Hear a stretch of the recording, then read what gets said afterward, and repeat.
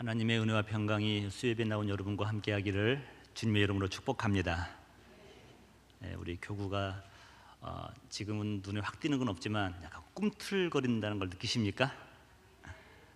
담임 목사님의 말씀을 듣고 이제 교구장님들을 섭외하는데 어느 권사님도 자원하시는 분이 없었어요. 설득을 하고 설득을 해서 다 못하겠다는 분을 4분 선택했는데, 우리 화요일마다 오전에 모여서 이제 기도 제목을 나누고 교구에서 무슨 일이 있었는가를 이렇게 나누면요, 교구장들이 눈물이 줄줄 흘러요. 그러면서 성도님들의 삶을 파고 들어가 보니까 상처 없는 분이 없더라는 거예요. 아픔이 없는 분이 없더라는 거예요. 그러면서 눈물을 흘리면서 보고하고 함께 기도하고 하는데, 지금은 미약하지만 시간이 지나면요, 최소한도 우리 교구장님, 부교구장님은 믿음이 이렇게 자랄 것 같아요. 그래서 저는 목적이 뭐냐면 우리 두 이제 교구장님들과 부교장님들이 아주 주님 앞에 바로 서는 겁니다. 다른 권사님들도 다 각오하시고 계시기 바랍니다. 돌아가면서 다 할 거니까요. 자, 오늘은 레위기 마지막 장입니다. 이 모든 것이 하나님의 은혜요 감사하다는 고백밖에 할 수 없습니다. 처음 계획은 제사법 10장까지만 하려고 했는데 어쩌다 보니 끝장까지 다 오고 말았습니다. 저의 하나의 지향점은 뭐냐면, 율법은 하나님의 거룩한 말씀입니다. 여러분, 우리가 율법을 폐할 수가 없죠. 율법도 하나님의 말씀이기에 우리가 순종해야 됩니다. 그러나 율법 주인은 극복하려고 노력을 많이 했습니다.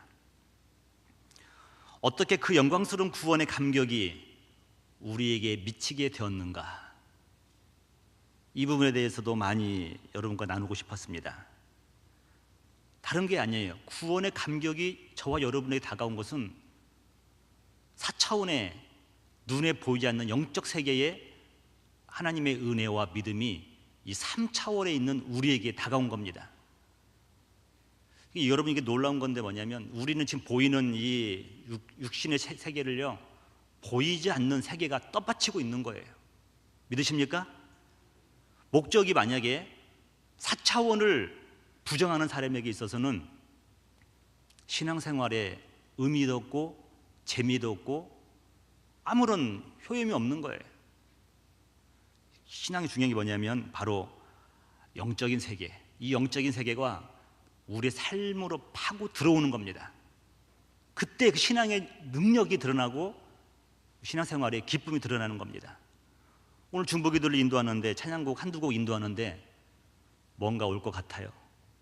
견딜 수 없는 막 복받침이 오는 겁니다. 아니나 달라요. 기도 제목 딱 2개 나누고 기도했는데 기도 제목 2개 나눴어요. 끝나고 눈 떠보니까 40분이 지난 거예요. 40분. 기도 제목 딱 2개예요, 여러분. 2개. 난 한 10분, 20분 지났나 싶었는데 벌써 40분이 지났더라고요. 반주자는 얼마나 힘들었을까? 반주자는 얼마나 힘들었을까? 몰라요. 이렇게 영적인 세계가 우리한테 파고 들어오면요, 그 시간이 어떻게 영적으로 황홀한지 가늠할 수가 없다는 겁니다. 하나님의 은혜는 위에서 내려오는 겁니다. 하나님의 선물이에요. 기독교를 기독교 되게 하는 것 여러 가지가 있지만 필립 얀시에 의하면 하나님의 은혜, 이 은혜가 기독교를 기독교 되는 것으로 말하고 있습니다. 4차원에서 3차원으로 내려오죠. 믿음 역시 마찬가지입니다. 은혜와 믿음이라고 했는데 믿음 역시 하나님의 선물이죠. 나의 지식을 기반으로 출발한 것을 우리는 믿음이라고 하지 않습니다. 그것은 나의 신념, 그래요. 신념. 나의 지식으로 출발한 것은 신념이에요. 근데 나의 지식을 초월해서 하나님의 선물로 임하는 믿음, 이게 믿어지는 믿음이죠. 믿어지는 믿음은 바로 외부에서 4차원에서 3차원으로 파고 들어가는 겁니다. 그래서 로이드 존스 목사님은 이렇게 말씀하시죠. 기독교 구원의 핵심은 하나님만이 충분히 선하시며 나는 그분 안에 있다는 것을 고백하는 것이다. 여러분, 하나님만이 선하시다는 것을 믿으시기 바랍니다. 하나님만 선하셔요. 여러분, 누구 원망할 것도 없어요. 하나님만이 의로우신 분입니다. 단지 중요한 게 뭐냐면 내가 그분 안에 있다는 것, 이것이 구원의 감격이 가능하다는 것이죠. 구원의 이야기는 언제 들어도 우리에게 귀를 솔깃하게 합니다. 여러분, 너무 귀한 것은 값으로 환산이 불가능해요. 예를 들면 여러분들 언제나 오늘도 지금도 들이마시고 있는 이 공기의 값을 여러분 지불해 본 적이 있습니까? 프리가 아니에요, 여러분. 프라이리스. 가격을 먹일 수가 없는 겁니다. 너무도 귀하기 때문에. 부모님의 사랑, 가격을 먹일 수가 있겠습니까? 계산이 불가능한 거예요. 하나님의 은혜도 마찬가지죠. 우리 주위에서 진짜 중요한 것들은 가격으로 환산할 수 없는 것들이 대부분입니다. 공짜가 아니라는 것이죠. 너무 귀하기 때문에 가격을 정할 수가 없는 것입니다. 하나님의 사랑과 은혜를 깨달은 사람은 어느덧 은혜가 오면요, 자신을 하나님께 온전히 드리기를 원하는 거예요. 그게 바로 예배예요, 기도요, 봉사요, 섬김이요, 선교요. 이 모든 것들이 하나님의 은혜와 사랑을 경험한 사람이 자신을 온전히 하나님 앞에 드리고자 하는 행위에서 나오는 것입니다. 받은 바 은혜가 너무도 크다 보니까 다 드리는 거예요, 다 드리는 거. 성경에 막달라 마리아가 나오는데 이 여인은 전력이 상당합니다. 정신병을 앓았다고 하는 설도 있고요, 7 귀신이 들렸다는 말이 있고 부적절한 직업을 가졌다고 하는 설도 있습니다. 근데 그 여인이 예수님을 만나서 구원의 감격을 경험한 겁니다. 하나님의 은혜를 경험하고 사랑을 경험한 겁니다. 그래서 여러분, 대충 보답하는 것이 아니라 자기 전부를 다 드려버리는 거예요. 그게 마가복음 14장 3절이죠. 다 같이 읽어보실래요? 시작. 예수께서 베다니 나병 환자 시몬의 집에서 식사하실 때에 한 여자가 매우 값진 향유 곧 순전한 나드 한 옥합을 가지고 와서 그 옥합을 깨트려 예수의 머리에 부으니 300데나리온. 300데나리온. 3천인들 안 드렸겠습니까? 3억 데나리온인들 안 드렸겠습니까? 이 막달라 마리아는 자신의 전부를 드린 거예요. 그녀를 향한 예수님의 평가를 우리가 한번 들어보겠습니다. 8절이에요. 그는 힘을 다하여, 예수님이 인정하는 거예요. 그는 힘을 다하여 내 몸에 향유를 부어 내 장례를 미리 준비하였느니라.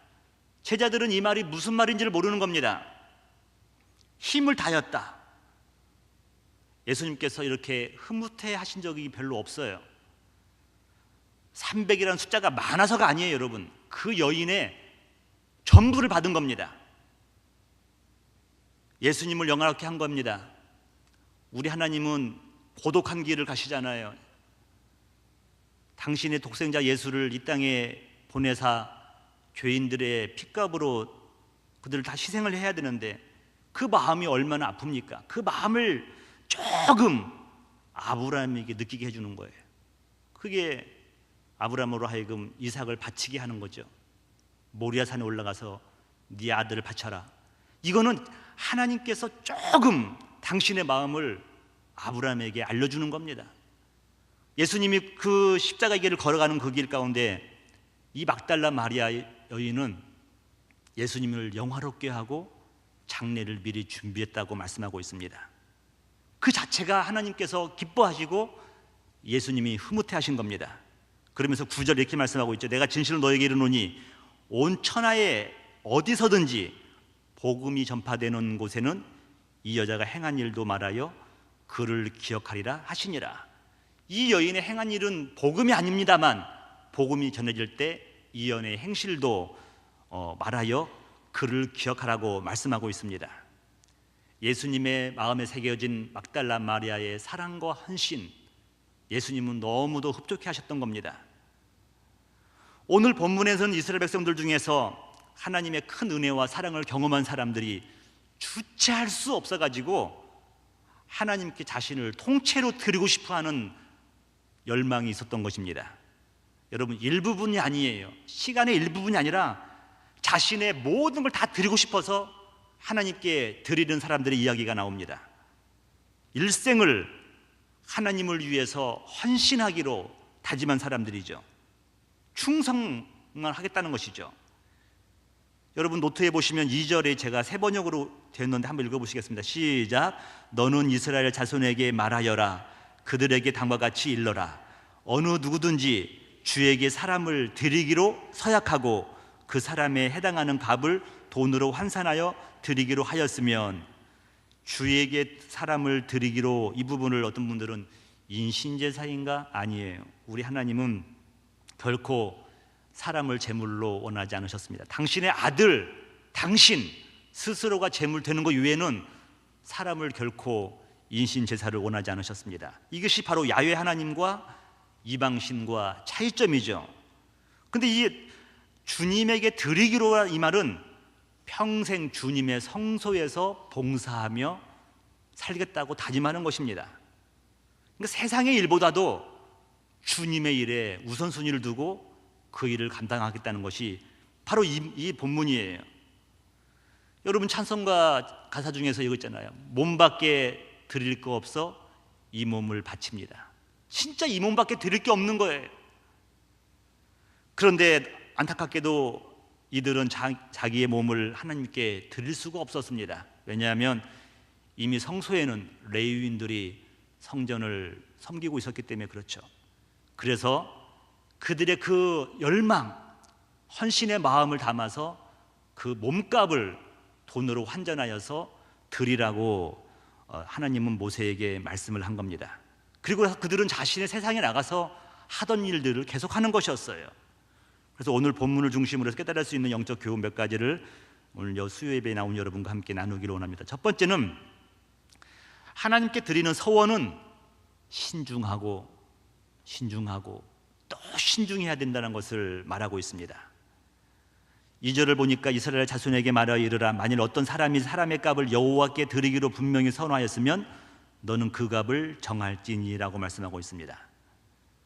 성경의 원칙은 뭐냐면 하나님께 서원하면 해로울지라도 그 서원을 지키라는 것입니다. 이게 원칙이에요. 그런데 문제는 뭐냐면 감정이 앞서서 나머지 서원을 먼저 해버린 겁니다. 제정신이 들고 나니까 내가 이미 뭘 했는지를 깨달은 거예요. 깜짝 놀라는 거죠. 신학교 가게 된 배경이 고등학교 때 어느 강사님이 오셔서 수련을 하는데 은혜를 너무너무 많이 받았어요. 마지막 순간에 여러분들 중에서 중고등학생들이에요. 주의 일 할 사람 일어나라고 하는 거예요. 벌떡 일어났죠. 대부분 다 일어났어요. 그때 안 일어나면 큰일 날 거거든요. 다 일어났어요. 그 이후로 다른 걸 할 생각을 못 해본 거예요. 그때마다 죄의식을 느끼는 거예요. 내가 하나님 앞에 서운했는데 근데 이 설교를 내가 미리 알았다라고 한다면 어떻게 근데 그때는 막 그 생각만 하면 막 마음에 딴 생각만 하면은 하나님이 기뻐하지 않을 것 같고 두렵고 떨려서 이제 가게 되었는데, 서원은 신중해야 되죠. 하나님께서는 자녀들에게 감정만을 주신 게 아닙니다. 저와 여러분에게 이성도 주셨어요. 합리적인 사고를 할 수 있도록 이성의 감각도 주셨죠. 서원은 신중하게 하라는 겁니다. 솔로몬 왕은 전도서에서 이렇게 말씀합니다. 전도서 5장 5절이에요. 다 같이 시작. 서원하고자 지키지 못할 바에는 차라리 서원하지 않는 것이 낫다. 이게 지혜로운 솔로몬의 말씀입니다. 지키지 못할 바에는 차라리 서원하지 말라는 거예요. 다른 말로 하면 서원했으면 반드시 지키라는 것입니다. 오래전에 한 일본 선교사 파송식에 참여한 적이 있었습니다. 한 20년 됐나요? 모 일간지의 유명한 기자였는데 YM에서 훈련을 받으시고 일본 선교사로 나가는 것이었습니다. 마지막 순간에 그분이 이제 자신의 소감을 얘기하는데 이렇게 나누는 거예요. 하나님께서 제 마음 가운데 말씀하셨습니다. 모든 것을 내려놓고 일본으로 가라고 하나님이 말씀하셨습니다. 느낌 정도가 아니에요. 하나님이 말씀하셨다는 거예요. 그래서 모든 걸 내려놓고 본인은 일본으로 갑니다. 그러는 거예요. 그러니까 저는 목사 된 지 얼마 안 돼가지고 너무도 부러운 거예요. 왜냐하면 저는 하나님의 음성을 꿈에서도 잘 못 들어봤거든요. 저는 항상 제가 걸어가는 길이 긴가민가 해가지고 늘 기도하면서 뭐 이렇게 결정하려고 하면은 오래 시간도 걸리고 그랬는데 하나님께서 이리 가라 그러면 얼마나 쉬워요. 근데 그분에게는 하나님께서 일본에 가서 선교하라고 말씀하셨다는 겁니다. 시간이 오랜 지난 후에 LA 갔는데 그분이 계시는 거예요. 근데 거기서 개척교회를 하고 계셔요? 놀란 거예요. 저분이 분명히 일본 선교사 간다고 했는데 또 이게 LA에 계실까? 좀 몇 년 또 지나니까 또 이제 뭐 정리하고 한국으로 또 들어간다는 거예요. 아주 혼동이 오는 겁니다. 일본으로 가라는 마음은 어떤 마음이었고 또 개척의 마음은 또 뭐고 왜 하나님은 그분을 빙빙 돌리시는지 모르겠습니다. 여러분, 감정으로 서원을 하게 되면 나중에 낭패 볼 수 있다는 거죠. 성경의 기본 원칙은 이겁니다. 서원은 신중하게 하고, 그러나 서원한다고 한다면 언약한 대로 반드시 지키라고 말씀하고 있습니다. 신명기 23장 23절 다 같이 시작. 내 입으로 말한 것은 그대로 실행하도록 유의하라. 무릇 자원한 예물은 내 하나님 여호와께 내가 서원하여 입으로 언약한 대로 행할지니라. 왜 그렇습니까, 여러분? 다른 게 아니에요. 하나님의 이름으로 했기 때문에 그래요. 하나님의 이름으로. 이것이 전반적인 성경의 흐름입니다. 그렇다면 여러분, 어떻게 해야 신중치 못한 서원을 하지 않을까요? 어떻게 하면 신중할까요? 그것은 감동이 밀려올 때 먼저 기도하는 겁니다. 확인하는 거죠. 하나님, 이 감동이 하나님이 주시는 겁니까? 아니면 내 생각에 의해서 순간적인 생각입니까? 그걸 기다려보는 거예요. 하루 기다려보고 이틀 기다려봤는데 여전히 그 마음이 지속된다고 한다면 그 다음에는 사랑하는 배우자에게 나눠보는 겁니다. 또 담임 목사님이라든가 교육자들에게 나눠보는 겁니다. 기도를 부탁드리는 거죠. 근데 여러분, 대부분 우리 한국 사람들은 일을 저지르고 자기는 신학 가겠다고 말을 하고 아내에게 말을 해요. 선포를 해요. 통보를 하죠. 근데 저기 미국 같은 데는 보니까 그런 마음이 오면은 기도하는 가운데 아내에게 얘기를 합니다. 그런데 아내는 그 음성을 못 들어요. 그런데 어떡합니까? 1년이고 2년이고 배우자가 동의해 줄 때까지 기다리면서 기도하는 겁니다. 어느 순간 됐는데 이 길이 하나님이 인도한 것 같다 싶으면 그때 이제 정리해가지고 신학을 하더라고요. 그래서 여러분, 미국 신학교 가보면 머리가 흐연한 분이 이렇게 많아요. 모든 걸 하면서 이제 마지막에 이제 하나님께 올인하는 거죠. 오늘 첫 번째 테마를 말씀드리면서 여러분, 사랑하는 성도 여러분, 매사에 신중하시기를 주님 여러분 축복합니다. 신중하는 것이, 말하면서도 신중한 것이 실수를 덜하는 법이에요. 두 번째로는 하나님께 드리는 것은 하나님이 주신 은혜의 분량대로 드리라고 말씀하고 있습니다. 하나님께 드리는 방식은 기본적으로 자원하는 마음입니다. 내 스스로 하나님을 기쁘게 하는 것이죠. 오늘 본문에 자신을 드리기로 서원한 사람들이 얘기가 나옵니다. 아까 말씀드린 것처럼 자신의 몸값을 계산하여서 하나님께 드리도록 했는데 이 금액이 달라요. 20대부터 60대까지 남성과 여성, 20대 이전, 이후 전부 다 다릅니다. 근데 그것이 노동력과 관계가 있다는 거예요. 노동력과. 3절부터 한번 읽어보겠습니다. 내가 정한 값은 20살부터 60살까지는 남자면 성소에 몇 세겔이요? 은 50세겔로 하고 50세겔을 은 50세겔을 바치라는 거예요. 4절 보니까 여자면 그 값을 30세겔로 하며, 아마 여성보다 남성이 노동력이 세겠죠. 또 5절 보니까 5살로부터 20살까지는 남자면 그 값을 20세겔로 하고 여자면 10세겔로 하며, 남성들이 여성보다 항상 대패예요. 6절 1개월부터 5살까지는 남자면 그 값을 은 5세겔로 하고 여자면 은 3세겔로 하며, 또 7절 보니까 60살 이상은 남자면 그 값을 15세겔로 하고 여자는 10세겔로 하라라고 말씀하고 있습니다. 근데 여러분, 이게 숫자는 다르지만 은의 양은 차이가 있을지라도 한 가지 동일한 건 뭐냐면 그들이 하나님께 드려졌다는 거예요. 그들이 하나님을 기쁨으로 일생을 헌신하겠다고 다짐한 겁니다. 그 이유는 뭐예요, 여러분? 어떤 때 여러분이 하나님께 온몸을 드릴 수 있습니까? 하나님께서 내 인생을 책임져 주신다. 하나님께서 내 길을 인도하신다. 이 확신이 들 때 우리는 이런 헌신을 할 수가 있다는 것입니다.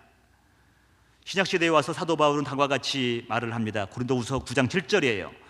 각각 그 마음에 정한 대로 할 것이요 인색함으로나 억지로 하지 말지니, 다른 말로 하면 신중하게 하라는 겁니다. 하나님은 그러나 즐겨내는 자를 사랑하시느니라. 기뻐하면서 하나님을 의지하면서 되는 자들을 하나님께서는 기뻐하신다고 말씀하고 있습니다. 마음에 정한 대로 믿음의 분량대로 하라고 말씀하고 있죠.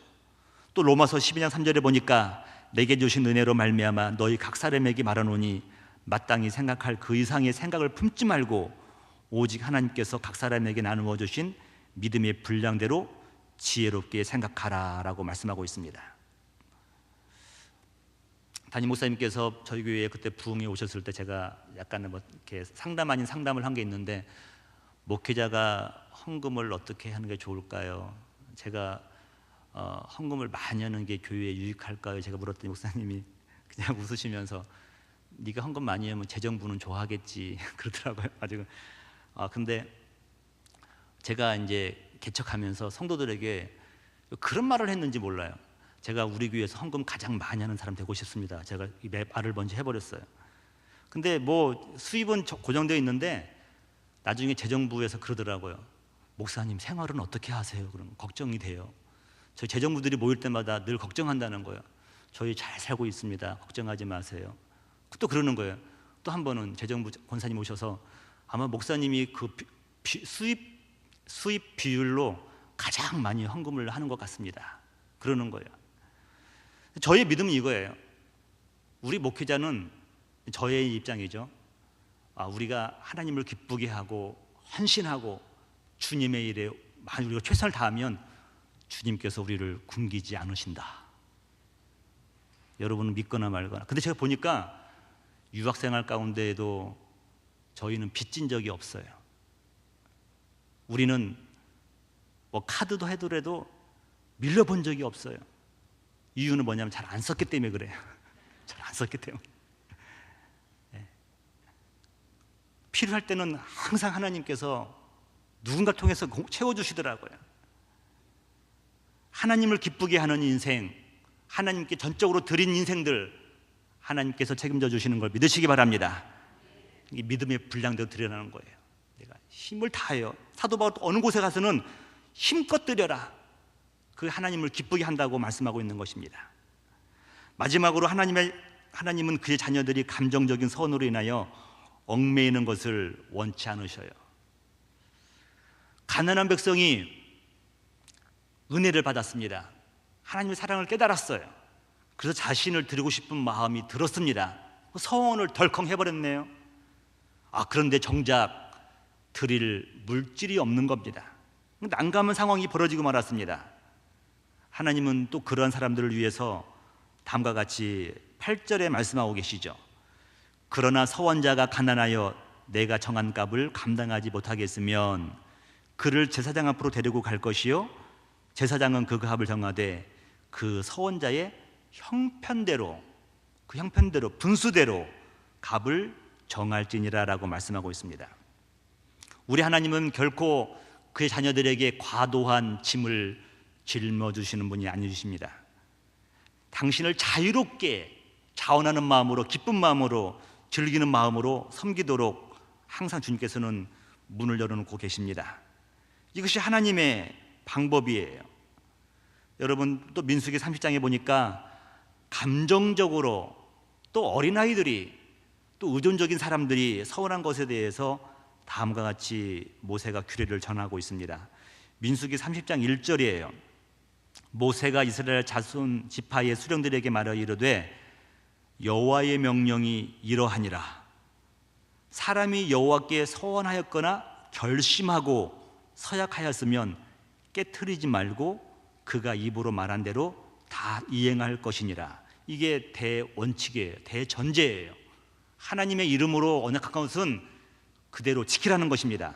그런데 3절에 보겠습니다. 또 여자가 만일 어려서 그 아버지 집에 있을 때에 여호와께 서원한 일이나 스스로 결심하려고 한 일이 있다고 하자. 어린 여자가, 결혼하기 전 여자아이가 하나님의 사랑을 깨닫고 주님의 성소에서 일생 헌신하겠다고 그런 서원을 한 겁니다. 그러니까 어려서 분별력이 없어서 또 미성년자가 독립하지 않았을 때에 감정적으로 서원을 한 경우입니다.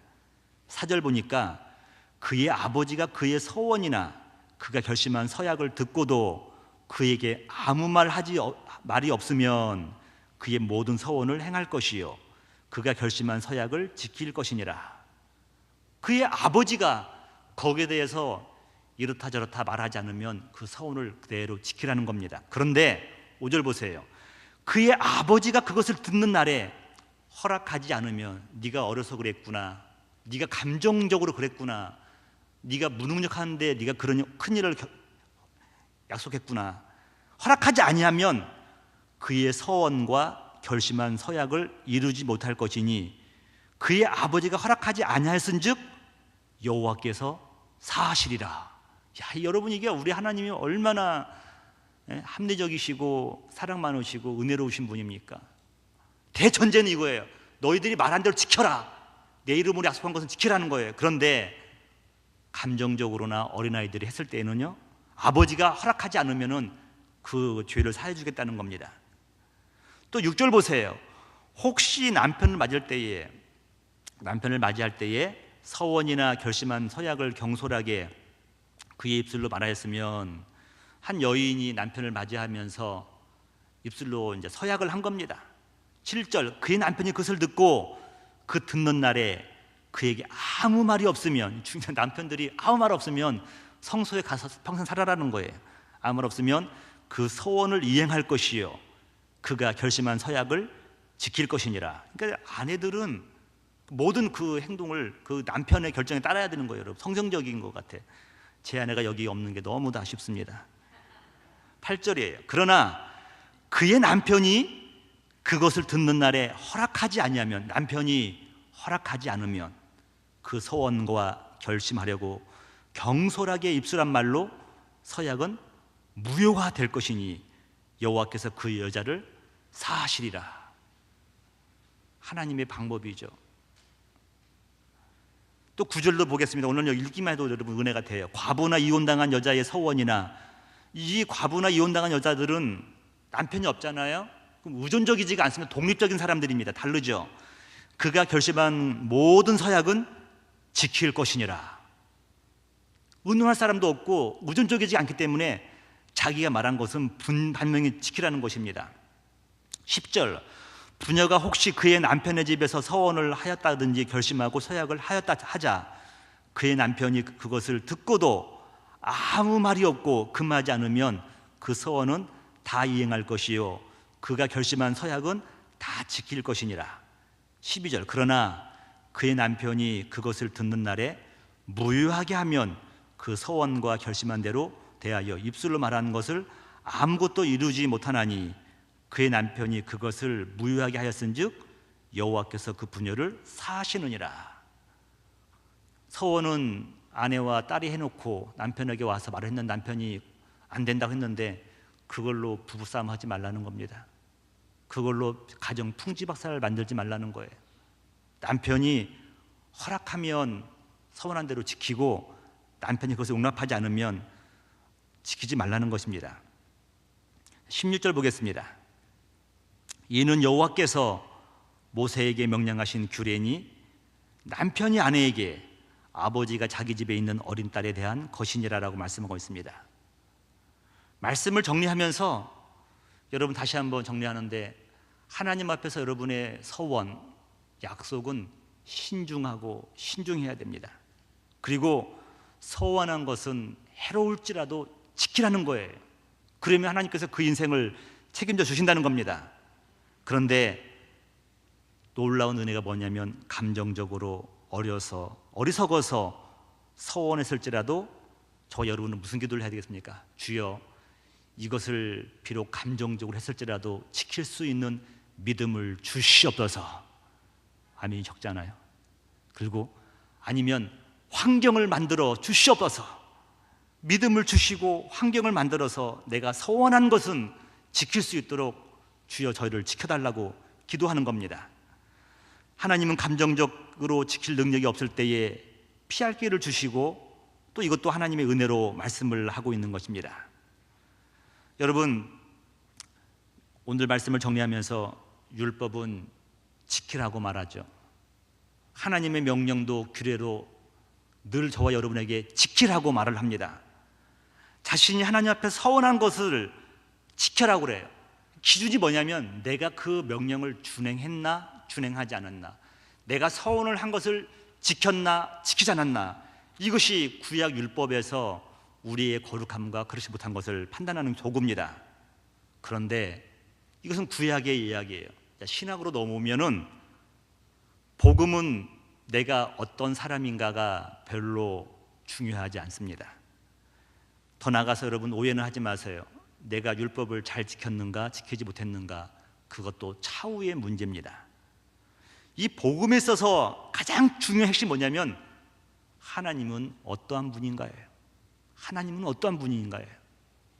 하나님은 어떠한 분이길래 죄인들을 구원하시는 거가 큰 관건이라는 겁니다. 그래서 여러분, 오늘 저와 여러분에게 제가 말씀드리고 싶은 게 뭐냐면, 저와 여러분들은 할 수 있으면 여러분 말씀대로 살아야죠. 율법대로 살아야 되죠.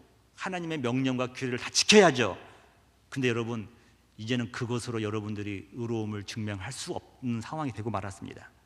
저와 여러분들이 무엇을 붙잡아야 되는 것인가? 여러분, 하나님의 의로우심을 붙들으시기를 주님의 이름으로 축복합니다. 그럼 하나님의 의로우심이 뭔가가 오늘 말씀의 핵심이에요. 여러분, 하나님의 의로우심은 이거예요. 죄인을 당신의 아들을 통하여서 그들의 아들의 핏값으로 죄인을 사셨는데 그 죄인들을 구원코자 하는 마음, 이것이 바로 하나님의 오르심이라는 겁니다. 어쩌면 서운한 것조차도 지키지 못하는 연약한 인간들을 하나님은 그들을 사랑하셔서 그들을 구원하시는 것, 바로 이것이 하나님의 오르심이라는 거예요. 하나님의 오르심은 나 같은 죄인을 구원하는 하나님의 능력인 줄 믿으시기 바랍니다. 하나님의 오르심 때문에 우리가 구원받는 거예요. 구약에서는 우리의 의로움을 증명하라고 하지만 이제는 복음의 앞에서는 우리의 의로움이 아니라 하나님의 의로움을 붙드는 겁니다. 로마서 10장 17절을 다 같이 한번 읽어보겠습니다. 시작. 복음에는 하나님의 의가 나타나서 믿음으로 믿음에 이르게 하나니 기록된 바 오직 의인은 믿음으로 말미암아 살리라 한 것 같으니라. 하나님의 의가 나타나서 믿음으로 믿음에 이르게 하나니 오직 의인은 믿음으로 말미암아 살리라. 저와 여러분들이 주님의 은혜를 믿는 믿음으로 하나님의 은혜로 새 생명 얻은 줄 믿습니다. 모쪼록 이 말씀으로 여러분 죄악의 권세를 이기시고 사망의 권세를 이기시고 주 앞에 나가는 여러분 되시기를 주님의 이름으로 축복합니다.